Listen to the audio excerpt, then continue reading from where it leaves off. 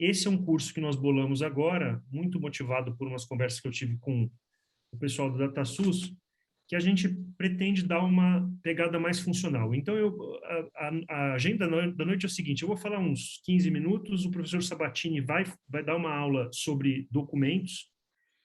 Então, minha pequena agenda dos 15, 20 minutos é como nós chegamos aqui, nós já temos 10 anos de FAIR. Eu vou falar um pouquinho sobre publicação, que é uma coisa tão importante em FAIR, às vezes pode ser negligenciado, mas eu vou ressaltar a importância disso.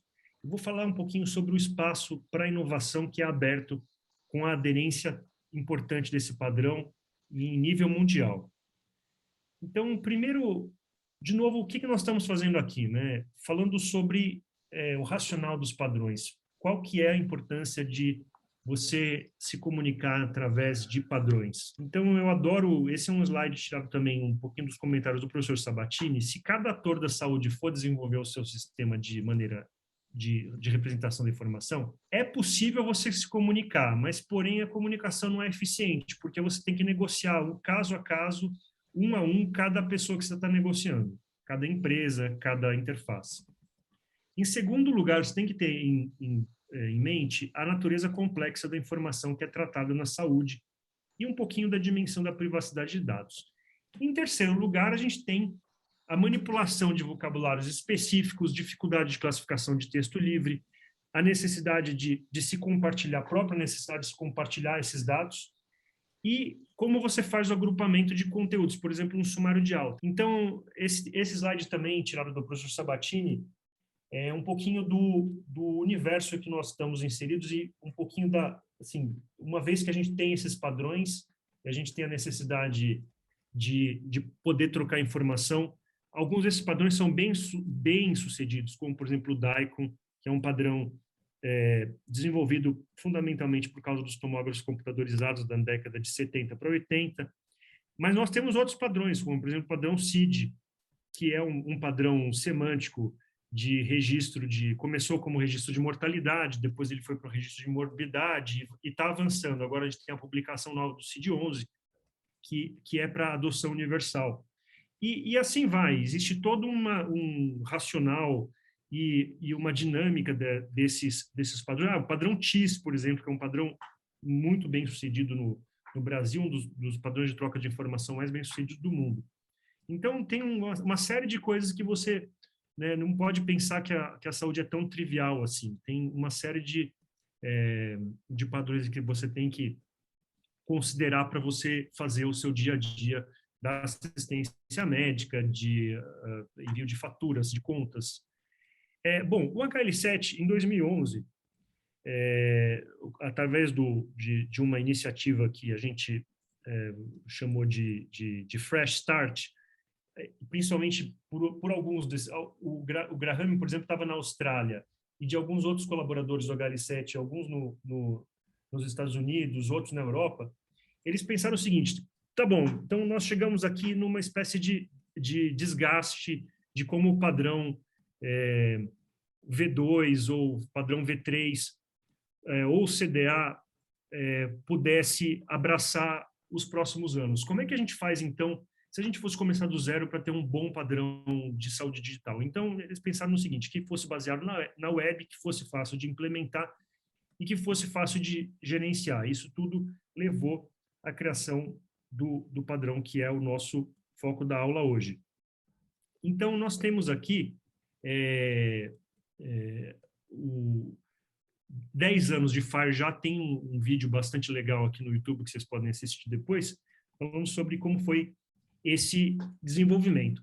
Mas nós saímos de um padrão em que os nerds estavam olhando para ele e desenvolvendo aqueles mecanismos todos que a gente chama de draft, standard trial use, que é o rascunho mesmo, e nós estamos agora passando para a parte dos perfiladores e dos implementadores, e finalmente com a intenção de chegar no usuário, talvez os usuários finais mesmo, as pessoas, os profissionais da saúde, muitos dos usuários finais nunca nem vão saber do que se trata isso, do HL7 FAIR, como é que esses mecanismos estão se processando.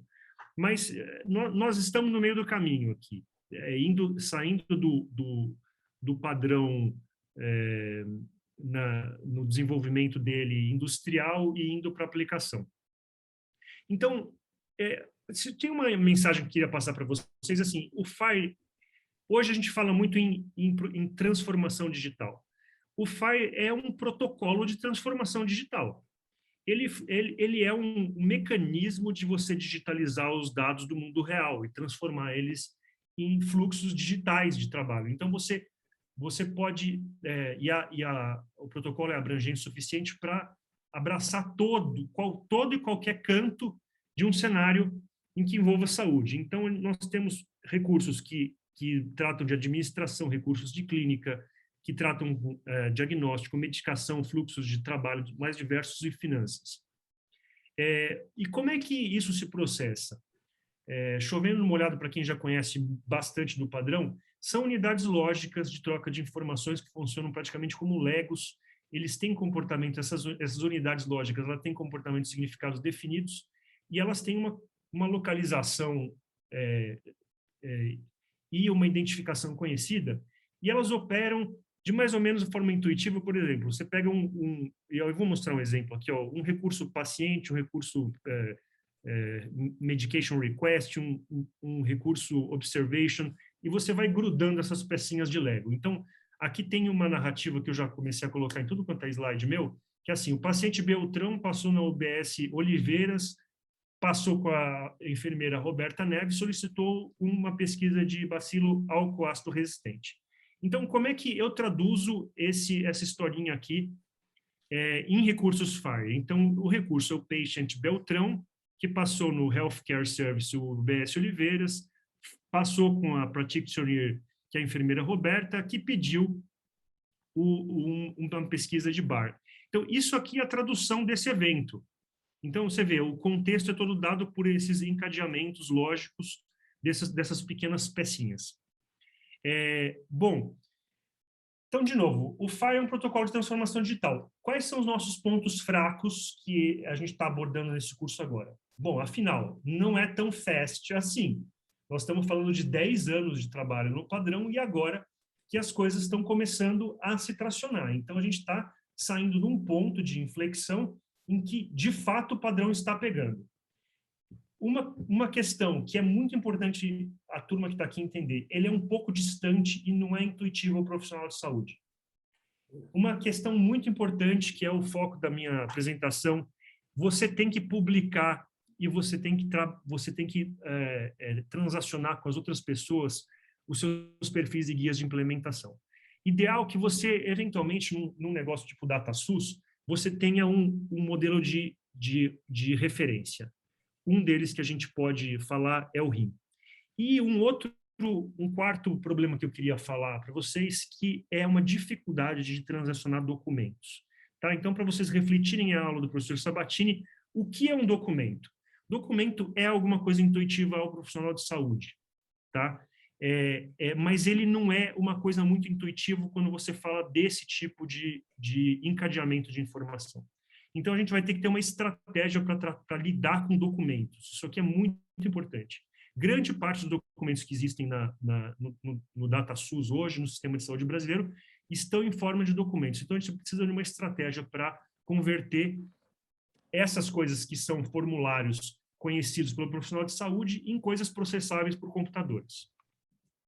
Bom, eu vou falar um pouquinho, então, de maturidade do projeto. Primeiro, você tem que considerar a escolha de um paradigma decente de interoperabilidade para o seu projeto. Tá? Tem um slide a seguir que eu vou falar sobre isso. Depois, eu queria que vocês lembrassem que alguns desses recursos, a gente vai ter que ter um repositório de recursos chamado BR Core, dos quais várias entidades nacionais vão se abastecer nesse posto que é o BR Core. E daí, alguns recursos podem dar origem, por exemplo, a RNDS, outros recursos vão dar origem a outras coisas necessárias a gente trabalhar no Brasil. Algumas guias de implementação que leia-se a maneira em que os recursos do BR Core vão ser implementados em X ou Y cenários. Por exemplo, na RNDS, nas Unimedes, numa situação em que, de uma farmacêutica, uma operadora de saúde X ou Y. Pontos a considerar. Considerar OIDs nesse cenário todo, considerar também um padrão de informação. Por exemplo, pode ser o HL7V3, pode ser qualquer outro modelo que você desejar. Se você quiser ter um bom início, você pode pegar o HL7V3 com padrão RIM, que você vai ter um cenário mais abrangente possível da saúde para você ir filtrando e chegar no modelo que é suficiente para o nosso cenário. Então, eu falava aqui sobre o paradigma. Primeiro, você tem que escolher como é que você vai tratar a interoperabilidade. Então, aqui nós temos, o HL7 hoje trabalha com 5 paradigmas. O primeiro paradigma é o paradigma de mandar uma mensagem. Esse paradigma foi exaustivamente trabalhado na questão dos exames do coronavírus, em que você simplesmente fez o exame e você mandou para a rede. Então, esse é o paradigma mais fácil de fazer, quase como se fosse um e-mail. Você mandou uma mensagem XML, ela chegou, foi processada. Tá. O segundo paradigma é um paradigma de desafio, que é o paradigma de documentos, como eu falei para vocês, a aula da aula do professor Sabatini, e depois você começa a sofisticar os seus sistemas com arquiteturas que envolvem serviços REST, serviços de renderização dos mais diversos, e, finalmente, uma coisa que está sendo muito trabalhada em termos arquiteturais, que é a persistência dos seus dados, né? Daquela história toda da saúde da pessoa. Sobre perfis e publicações, a gente tem o padrão, ele demonstra uma maturidade muito grande com isso. Ele tem uma parte de metadados chamado conformidade. Então, ele tem todo um módulo para se tratar isso. Você tem publicadores de perfis. Por exemplo, o Simplifier, onde está provavelmente um pedaço da RDS, é um publicador de perfil. E a gente tem os renderizadores de Implementation Guide do HL7. Mas é mais interessante do que isso. Por exemplo, você pode perguntar para um servidor do que ele é capaz. Porque no momento que você tem um mundo em que coexistem humanos e servidores tratando de saúde, e um meio que copia o cenário do outro, você eventualmente tem que perguntar para os servidores do que eles são capazes de fazer, porque você vai estar diante de vários cenários diferentes. Um cenário é RNDS, outro cenário pode ser a ANS, outro cenário pode ser a Unimed, e assim sucessivamente. Bom, lembrem-se de uma coisa, o FHIR especifica uma mensagem, portanto, ele não é um protocolo semântico. Lembrem disso, isso é uma mensagem muito importante da aula. Zwicker, mas se eu ligar lá, igual você falou, se eu instanciar todos aqueles recursos que o paciente atendeu, foi atendido por uma enfermeira, isso tem um contexto. Tudo bem, tem um contexto. Tem alguma coisa que você pode filtrar aí, semântica, mas ela é muito pobre. Então, considere a ideia de que a gente está falando de troca de mensagens e que a gente não está falando de semântica, a gente está falando de sintaxe. Tá bom? Para todos os efeitos, considera isso que você vai ser mais feliz. Aqui eu tenho um resuminho para quem quiser depois olhar para tudo isso, que a maior parte das pessoas vai saber, mas talvez não saiba assim tão colocado nas caixinhas. Mas isso é uma maneira bastante interessante de você abordar os padrões sintáticos e semânticos que são alvo do nosso dia a dia na saúde. Então, por exemplo, o padrão TIS, troca de informação de saúde suplementar, o padrão HL7V2, o padrão CDA, o padrão HL7 são padrões sintáticos de trocas de informação. E os padrões semânticos, o TUS, o TIS é ligado ao TUS, o SIGTAP, o LOINC, pouquíssimo usado no Brasil, foi usado pela RNDS para notificar testes de coronavírus, talvez pela primeira vez com uma escala... Só que, assim, tem uma diversidade de códigos. Só uns poucos desses códigos foram usados nisso, e que eram os códigos do pré-release, na época, que foram de coronavírus, que nem existiam, foram processados pelo Regenstrief e publicados. Tem outros protocolos semânticos possíveis de usar, o OpenAir, o CID-10, CID-11 no MedCT, o Odyssey, IOMOP e assim vai. Bom, o HL7 ele, talvez essa é a última parte da minha aula, ele é um poderoso protocolo que abre um espaço gigante de inovação. em que você tem a possibilidade de implementar programas de aceleração. Alguns são os do HL7, per se. Por exemplo, o projeto Vulkan. Vou citar 2 projetos aqui que eu gosto muito, tá? Depois tem uma série de outros, mas vocês fiquem sabendo desses 2, são muito interessantes. O projeto da Vinci é um projeto que procura aproximar a realidade dos pagadores com a realidade da assistência. Então, ele pega 2 conceitos diferentes. Um é pagamento e outro é assistência clínica de fato, e tenta aproximar isso de uma maneira que você mais para frente vai conseguir ter validadores ou uma realidade financeira daqueles episódios de saúde que vão acontecendo. Então, esse é o objetivo do projeto da Vinci.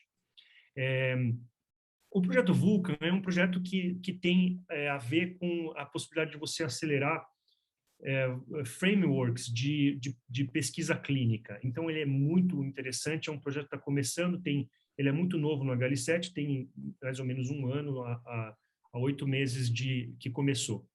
A gente tem sempre conectatons em que a gente tem a possibilidade de testar aquilo que a gente está fazendo e errar, porque é aqui que você tem a possibilidade de errar sem você ter prejuízos nas assistenciais. E a gente gostaria muito que tivesse também ambientes para testes de validadores, como, por exemplo, o Inferno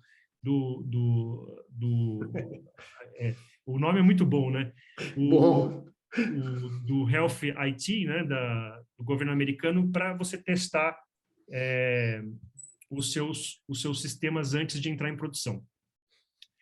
Duas coisas legais que eu queria falar para vocês também, para vocês conhecerem, tem que conhecer isso, quem estiver lidando com FHIR. Primeiro é o SMART, em que você tem um protocolo em que você, além de usar os recursos FHIR, são todos esses recursos que eu expliquei para vocês, que envolvem esses cenários digitalizados, você também tem os autenticadores de segurança para você acessar o prontuário eletrônico. E o CDS Hooks é um negócio muito interessante que você usa esses recursos FHIR, você usa essas pecinhas de Lego para extrair contexto e tomar decisões clínicas. Então, são sistemas muito sofisticados em que você envolve servidores de leitura de contexto para transformar isso em informação para a decisão clínica. É um negócio muito bacana. Isso aqui é ponta de lança de desenvolvimento em sistemas de saúde informatizados, tá? Então, o que a gente espera no futuro próximo? Menos pessoas pronunciando o FHIR como FEAR e mais pessoas falando interoperabilidade sem travar a língua.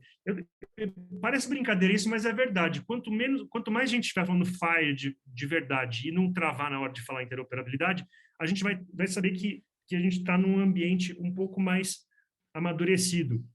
A gente vai esperar que comecem a grudar fachadas FHIR em sistemas que já têm uma arquitetura própria. E cada vez mais desses sistemas vão usar o vocabulário e alguns vão estar usando o vocabulário de maneira nativa. Então, a pessoa vai ganhar tempo, eventualmente, desenvolvendo um sistema que é nativo em FHIR. E já vai ter toda essa lógica dos bloquinhos embarcado no seu sistema, na sua arquitetura de software. Então, já vai ganhar tempo e vai ser interoperável por design. É isso que a gente quer, né? Esse aqui é o nosso time. Eu sou diretor clínico na SPDM, que é uma OS aqui de São Paulo.